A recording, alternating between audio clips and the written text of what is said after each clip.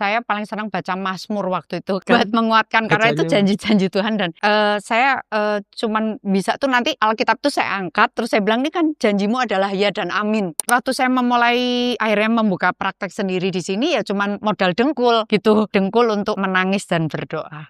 Waktu klinik ruang praktek saya itu jadi, saya tuh cuman pegang tembok terus saya bilang sama Tuhan, Tuhan Engkau pasti akan menjadikan klinik ini menjadi besar. Caranya gimana saya nggak tahu. Aku cuman tahu Engkau sanggup karena yang aku inginkan adalah bila suatu saat klinik ini menjadi besar, orang akan lihat bahwa Engkau tuh ada. Aku cuman punya prinsip saat itu hal kecil, sekecil apapun jika bermitra dengan Tuhan akan menjadi hal yang besar. Jadi sebenarnya kita mendoakan orang yang menyakiti kita itu sebenarnya berkat itu malah kembali ke kita gitu karena setelah melepas pengampunan kan kita terbebas malah. Dan itu 2 kali kan tadi Cik. 2 kali. Itu rasanya kayak terbang enteng banget. Ngopi di teras bareng Rian. Ya teman-teman, selamat datang di Ngopi di Teras bareng Rian. Kali ini kita bakal ngobrol-ngobrol dengan Cik Grace ya, saya manggilnya. Cik Grace atau Dr. Grace? Jangan Cik Grace aja. Oh Cik Grace, oke ya. Cik Grace ini adalah seorang dokter gigi dan juga single mom ya? Cik? Iya. Ya. Mungkin boleh cerita latar belakangnya Cik Grace dulu sih, dulu. Jadi waktu itu saya mengalami titik terendah di hidup saya yaitu 9 tahun yang lalu ketika waktu itu saya mengalami masalah rumah tangga yang berat banget kayaknya dan waktu itu untuk memutuskan berpisah kayaknya takut ya karena kan saya memikirkan anak saya punya 3 anak waktu itu yang kecil masih TK kayaknya TK besar terus yang paling besar masih SD kelas 6 dan juga saya tuh merasa seperti saya tuh menipu Tuhan ya kayaknya karena saya udah bersumpah di depan altar kayaknya masa saya Tuhan aja mau ditipu gitu loh kayaknya jadi kayak waktu itu bergumul banget ya kayaknya berani nggak tapi sudah nggak tahan tapi mau memutuskan untuk pergi kok nggak berani gitu. Nggak beraninya tuh kenapa gitu? Nggak beraninya tuh karena saya tuh terbiasa dulu hidupnya enak gitu. Jadi apa-apa semuanya diladenin, nyetir aja nggak bisa. Terus apa-apa tahu beres, semuanya ada yang diurus. Ada yang bantuin. Ada yang bantu semuanya. Terus jadi mikir juga ya, aduh saya nggak bisa nyetir. Terus semuanya nanti harus sendiri. Gimana takut gitu kayaknya. Takutannya besar banget ya Cik? Iya. Itu pergumulan Cik Grace waktu itu berapa lama kira-kira maksudnya untuk 3 tahun. Dalam waktu 3 tahun lumayan lama ya Cik? Iya. Lama. Terus dengan itu kayaknya ada satu peristiwa lagi ya, divonis cancer ya Cik waktu itu? Iya, waktu itu karena saya divonis cancer. Itu bebarengan apa waktunya? Jadi Cik? waktu itu karena saya divonis cancer, makanya aku punya keberanian untuk waktu itu menggugat cerai. Wow. Gitu, karena waktu itu yang ada di pikiran saya cuma satu sih, karena pengen lihat anak-anak sampai besar. Gitu, jadi itu vonisnya waktu itu berarti dalam masa 3 tahun itu Cik? Iya. Jadi di tahun ketiga lah. Di tahun ketiga? Iya, di tahun ketiga Justru itu. cancer itu yang membuat memotivasi Cik Grace juga mempunyai keberanian. Iya, punya keberanian. Karena kalau misalnya hidup yang seperti dulu yang kayaknya penuh dendam, amarah, kecewa, gitu kan mana mungkin saya bisa survive. Tuh. Nah, dalam pergumulan itu ada nggak Cik Grace sempat tanya minta izin ke Tuhan. Tuhan ini gimana? Mungkin ada nggak momen-momen itu? Iya. Gimana pasti. Maksudnya tanya salah nggak sih? Ya, salah nggak sih? Gitu. Dan itu pun adik saya juga ikut doain gitu kayak apakah Cici akan semakin akan berbuah dengan pilihan yang akan dia ambil itu. Yaitu dia melalui proses discernment ya. Iya, discernment. Ya. Kalau Cik Grace sendiri juga jawaban gitu. kira-kira yang waktu itu didapat atau mungkin oke aku mantap ini waktu itu ada nggak Cik? Ya mungkin karena memang udah ngalah waktu itu kan kemo segala yang ini tuh kayak cuman aku mau hidup gitu aja sih. Jadi sebenarnya kekuatan untuk mau tetap hidup itu juga ya udah sekalian aku berani gitu untuk melanjutkan hidupku sendiri. Betul. Setelah itu gimana Cik?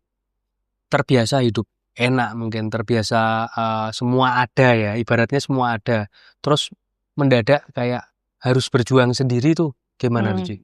Awal bingung. mulai bingung. Itu bingung, terus apalagi kan waktu itu juga habis kemo, berbarengan sama kemo Mhm. kan. Itu kan lemes banget gitu, kayak sampai nggak bisa makan, Hmm. mual-mual terus gitu. Itu terus aku harus kerja juga Wow. gitu. Itu rasanya jauh dari anak karena waktu itu aku juga ada peristiwa yang aku dibatasin banget untuk Hmm. ketemu anak-anak Hmm. gitu. Jadi itu waktu itu saya pergi dari rumah sebenarnya setelah waktu saya menggugat cerai itu, saya pergi dari rumah, saya tinggal di rumah adik saya Hmm. gitu. Dan selama menjalani proses treatment kemoterapi itu ya saya ada di rumah adik saya.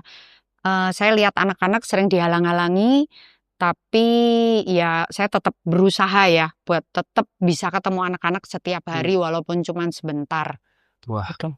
ya itu Cik Grace doanya ke Tuhan masih inget nggak waktu di masa-masa sendiri gitu terus kemo dan itu kan sakit terus nggak ketemu anak juga rasanya nggak bisa ketemu eh, lama gitu kan nggak Mm-mm. puas aja itu Iya. doanya Cik Grace ke Tuhan gimana sih masih inget nggak sih?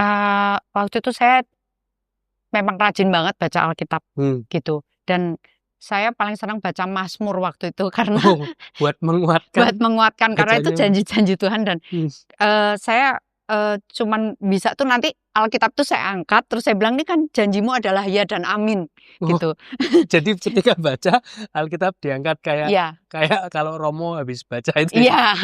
Jadi kan janjimu ya dan amin. Jadi pasti Nah, semua kan pasti akan digenapi gitu. hmm. Gitu. Dan percaya Cik Grace waktu Dan itu. Wow. percaya. Wow. Karena memang cuman itu yang saya punya kan. Gitu, kekuatan itu yang bisa membuat saya survive karena ya siapa lagi Iya. dalam keadaan begitu yang saya nggak tahu hidup atau enggak gitu.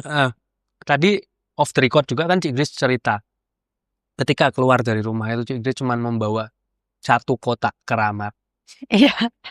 dan modal dengkul. Itu boleh diceritain Cik. Kotak keramat itu apa mungkin? Jadi kotak keramat itu sebenarnya karena dulu saya bersama mantan suami Hmm. juga mempunyai 2 klinik gigi yang kami rintis bersama-sama dari nol. Kemudian itu waktu saya meninggalkan rumah itu kan saya nggak bawa apapun dari klinik yang kami rintis itu.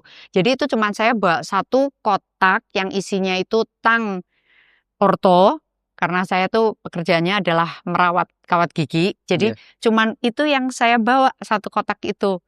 Jadi dan baju-baju ya waktu pergi dari Iya. rumah ya cuman baju yang saya punya, sepatu yang saya punya. Udah itu aja yang saya bawa gitu, si Dan kotak dengkul keramat katanya. itu. Dan Dengkul katanya. modal dengkul, memang dengkul.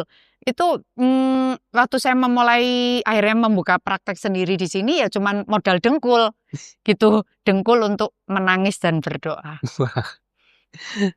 Terus momen apa Cik waktu pertama kali keluar dari rumah terus cuman modal alat itu terus pertama kali yang membantu Cik Grace untuk merintis lagi itu Eh, gimana Cik? itu Ditunjukkannya pertama kali gimana? iya, itu kayaknya banyak banget malaikat yang datang ya, Hmm. gitu menolong aku dari teman baik saya waktu SMA.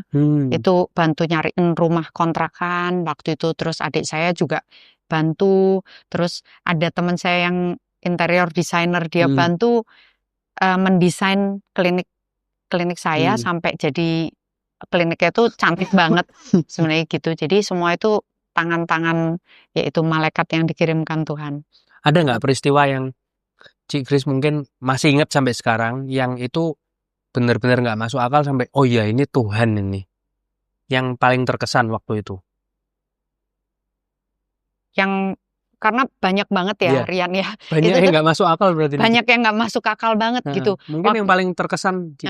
Waktu itu saya tuh cuman waktu klinik ruang praktek saya itu jadi, Iya. saya tuh cuman pegang tembok, terus saya bilang sama Tuhan, "Tuhan, Engkau pasti akan menjadikan klinik ini menjadi besar." Gitu. Caranya gimana saya nggak tahu. Saya nggak tahu. Aku cuman tahu Engkau sanggup. karena yang aku inginkan adalah bila suatu saat klinik ini menjadi besar, orang akan lihat bahwa engkau tuh ada. Wow. Hmm. Itu pertama kali, itu tahun berapa, Ci? 2016. 2016. Iya. Cuman diimani seperti itu, dan ya puji Tuhan sampai sekarang bisa sampai jadi kliniknya segini ya, Ci. Ya, puji Tuhan. Aduh, kalau apa namanya, Ci? Tantangan awal ketika untuk merintis klinik itu, Ci. Kan pasti nggak mungkin kok tahu-tahu 2016 terus buka klinik semua lancar kan nggak mungkin. Iya. Pasti ada jatuh lagi, terus dinaikkan Tuhan lagi, ada jatuh lagi. Pasti kan kemungkinan nggak mungkin tuh, Ci, grafiknya gini terus bisa naik terus. Iya, gitu. iya. Nah, itu ada momen-momen lain nggak, Ci? Waktu dari buka klinik pertama itu sampai sekarang mungkin. Iya, itu karena waktu itu kan pasien yang lama saya Iya. juga cuman sedikit yang bisa saya bawa sampai ke sini kan. Jadi benar-benar mulai itu ya emang kayak benar-benar dari nol yang kayak cuman memang sisa-sisa pasien yang lama yang saya masih simpen nomornya. Terus dari situ saya juga punya keterbatasan kan gitu, maksudnya saya nggak bisa mengerjakan, emang dulunya karena mantan suami itu kan juga seorang dokter gigi gitu, jadi saya tuh emang dari dulunya kerja cuman kawat gigi sebenarnya. Spesialisasinya cuman orto dan Iya, terus ya masih bersihin karang, nambal, masih yang sederhana tuh masih mengerjakan gitu, tapi waktu itu ya kayak terbatas banget dan saya nggak mau kan kayak pasien dapatnya saya layani dengan keterbatasan saya ini gitu. Kemudian dari situ saya bisa dapat dokter yang bantu saya satu, kemudian datang lagi satu dokter, kemudian satu, dan itu akhirnya sampai hari ini kita punya 12 dokter. Wow, 12 dokter. Tapi ada yang susah-susahnya nggak? Momen-momen waktu merintis itu?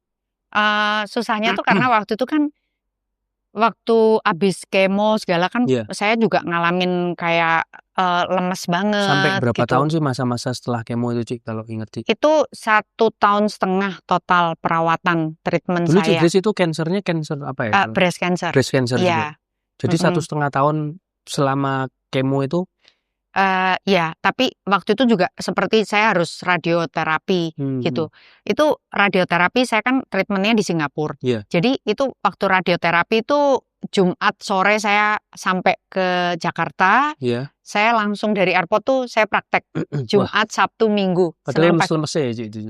Ya capek sih ya, jadi cepet capek gitu. Senin pagi saya udah berangkat lagi untuk radioterapi sampai Jumat. Dan itu berjalan selama 6 minggu.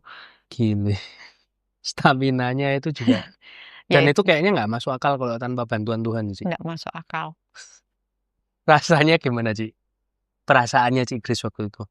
Perasaannya. Kan itu kan kayak diajar ya, maksudnya harus dipaksa kerja juga. Iya. Tapi harus dipaksa untuk radioterapi itu.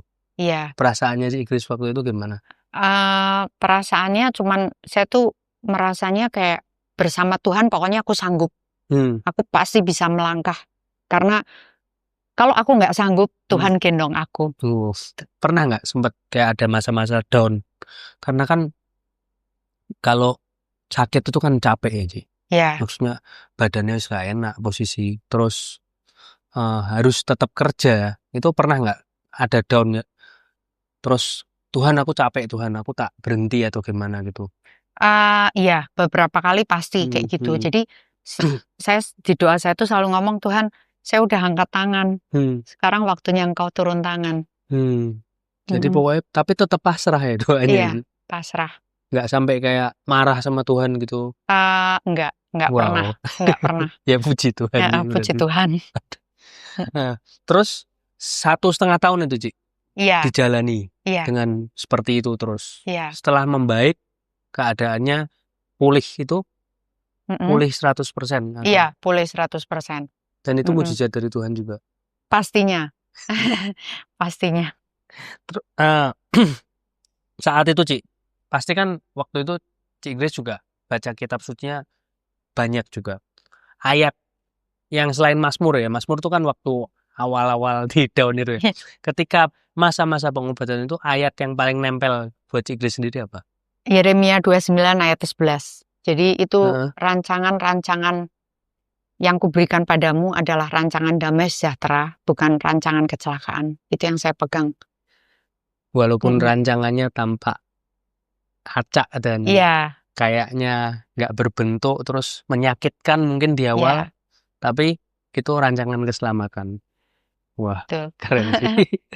Kalau Cik Grace sendiri udah ada tantangan nggak sebenarnya untuk waktu merintis itu kan bareng sama kemo, Mm-mm. terus berat-beratnya hidup kan di situ. Ada tantangannya apa sih Cik waktu itu? Waktu itu tantangannya jelas banyak banget ya, karena pasiennya juga waktu itu yang bisa aku bawa dari klinik lama juga cuma sedikit pertama gitu. Terus gitu harus mencari perawat baru, jelas kayak harus memanage usaha baru dengan badan yang lemah gitu. Terus waktu itu juga jadi pelupa banget Itu karena efek kemo, Cik? iya, efek kemo itu kayak nggak bisa inget apa-apa Hah? gitu. Jadi Separah bener-bener apa sih, Cik?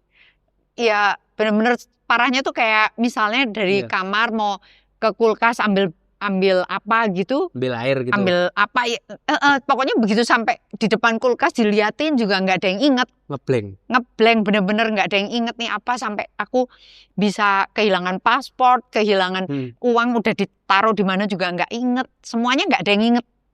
Sampai segitunya. Dan itu harus praktek juga. Harus praktek, cuman kan praktek ada catatannya, jadi inget. Dan kalau kita praktek dengan perawat baru tuh kan pasti kan karakternya mereka belum tahu, sifatnya mereka belum tahu, terus ritme kerjanya juga belum dapat tuh, susah banget aja.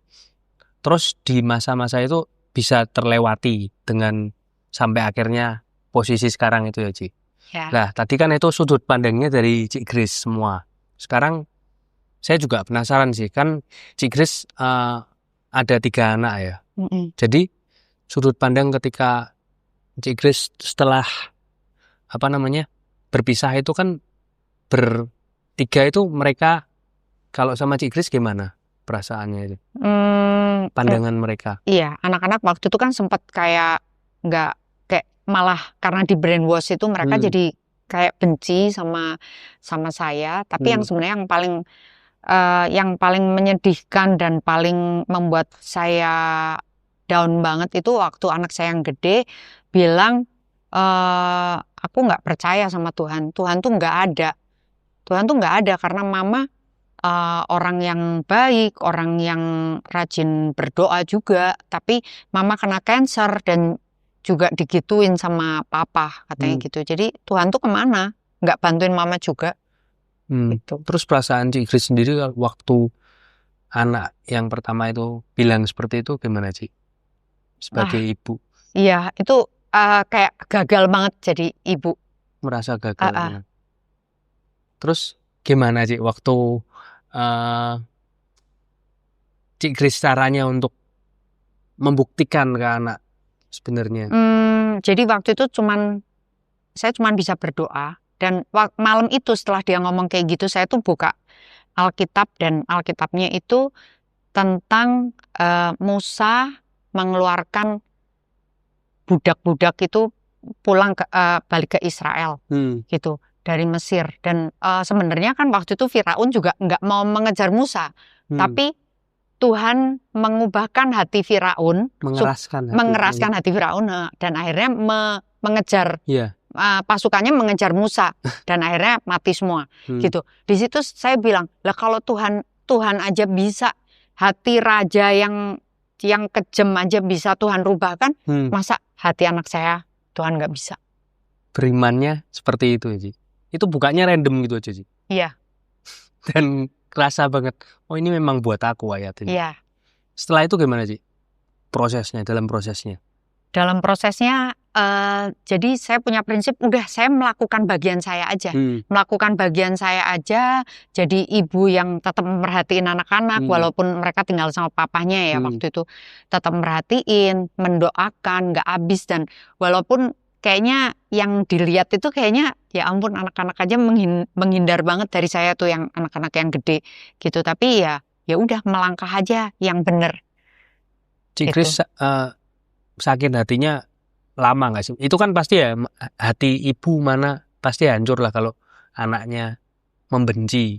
sempat Iya. membenci itu berapa tahun sih Ci waktu itu kira-kira? Mungkin ada kalau 2 tahun sih. 2 tahun. Iya. Jadi kayak ada perasaan nggak suka sama mamanya juga ya. Iya. Dalam 2 tahun itu kan juga terus berdoa Cik Grace Iya. untuk anak. Iya. Tapi kan hatinya tetap nggak bisa bohong juga. Nggak enaknya pasti ada sih. Iya. Ya udah ngadu aja ke Tuhan. Aduh Tuhan. Setelah itu ada peristiwa apa Cik yang bisa mungkin ubahkan hati anak-anak Cik Grace? Ya, jadi 4 tahun yang lalu. Iya. Jadi setelah kejadian itu berarti 4 tahun ya. 4 Iya. tahun setelah dia ngomong kalau dia nggak percaya sama Tuhan, anak saya tuh ngomong, "Mah, aku pikir 4 tahun yang lalu waktu mama itu ngadepin proses perceraian dan juga kena cancer, aku pikir mama akan jadi gila."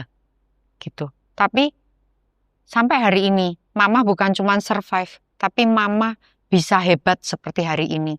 Jadi ajak aku ikut Tuhan. Jadi Tuhan dia, itu ada. dia berinisiatif sendiri bilang ke mamanya seperti Iya. itu. Terus Ha-ha. waktu itu diajak langsung ke gereja Iya. atau gimana sih?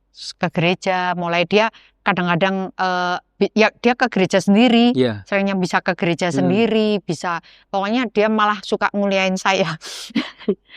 Malah. Tuhan tuh begini-begini, dan dia pernah nanya sama saya sih, Mama kepengen apa sih?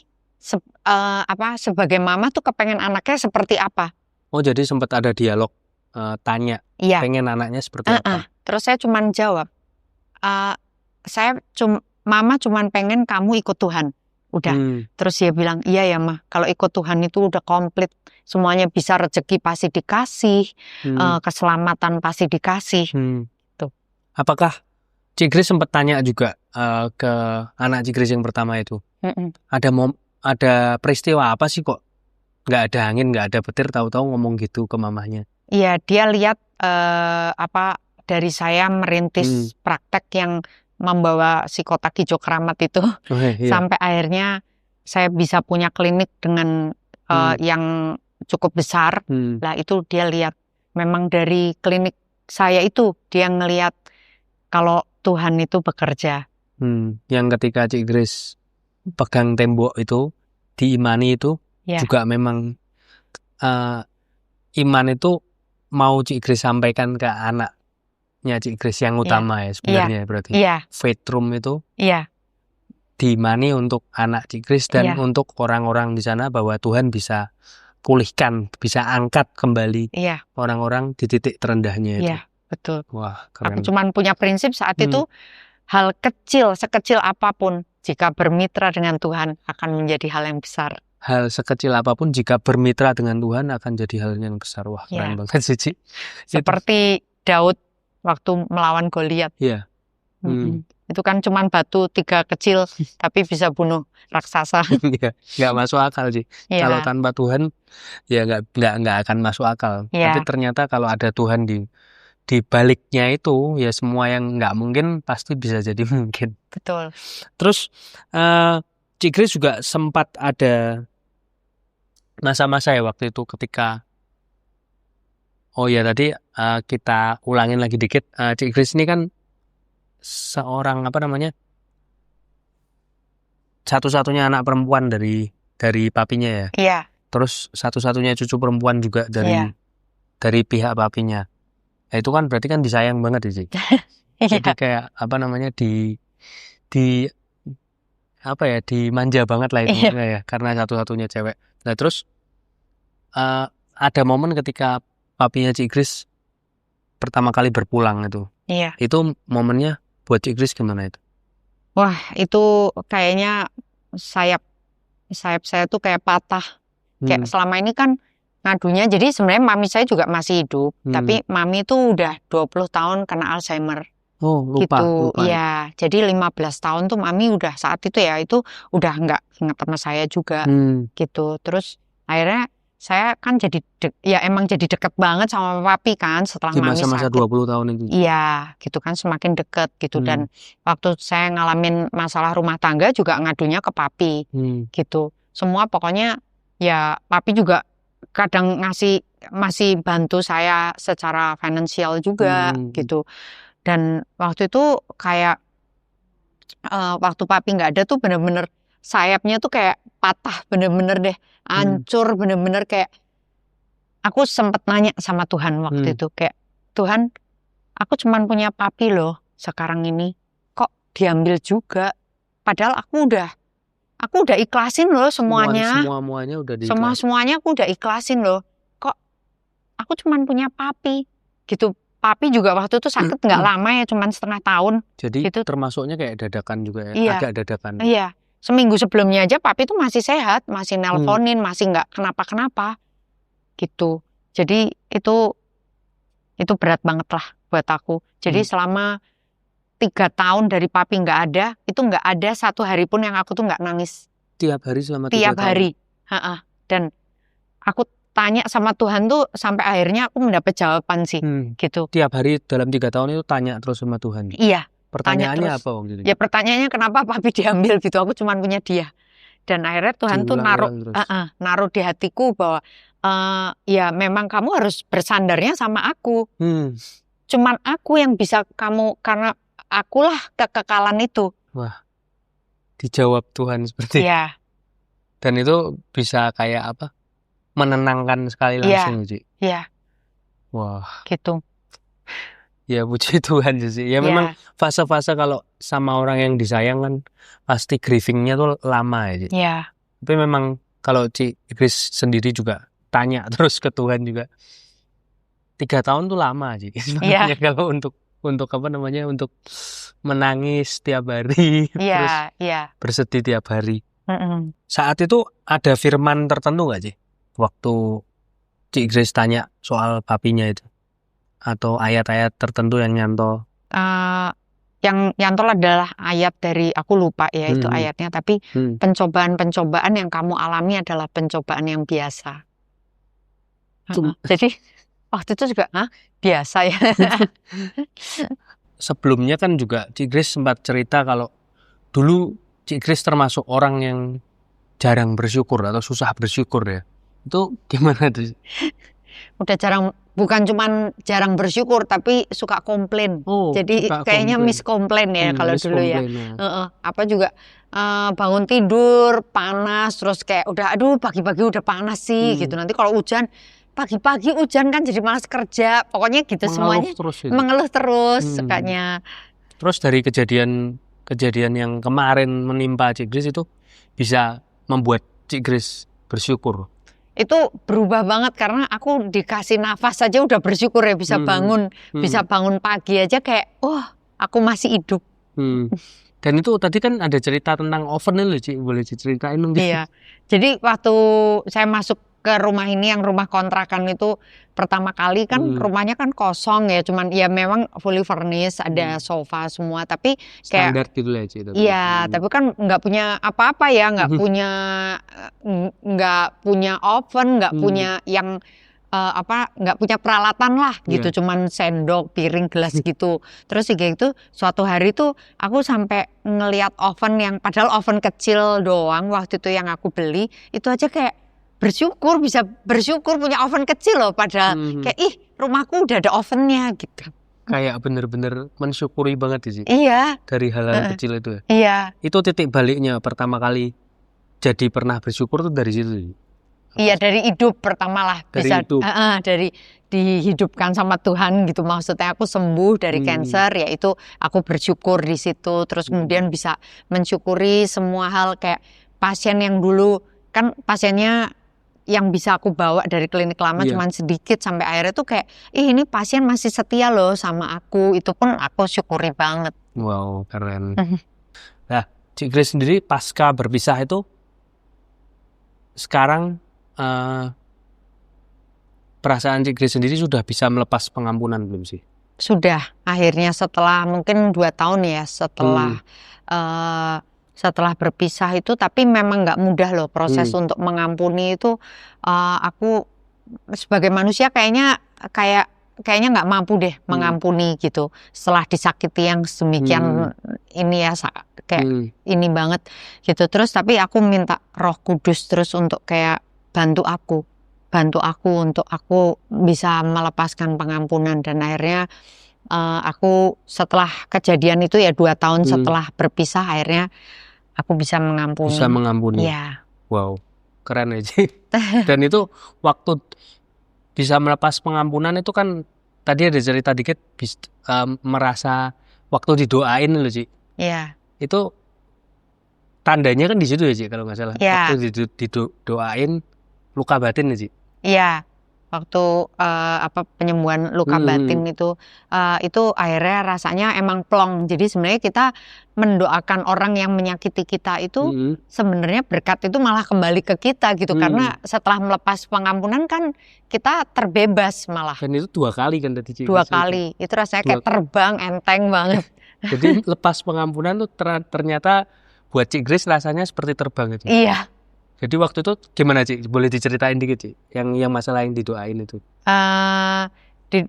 Didoain waktu itu kan memang kalau di penyembuhan luka batin kan kayak suruh membayangkan peristiwa yang menyakiti kita gitulah. Di situ tuh akhirnya saya bayangin, tapi emang nggak ada rasa kesel marahnya itu bener-bener hilang. Udah hilang.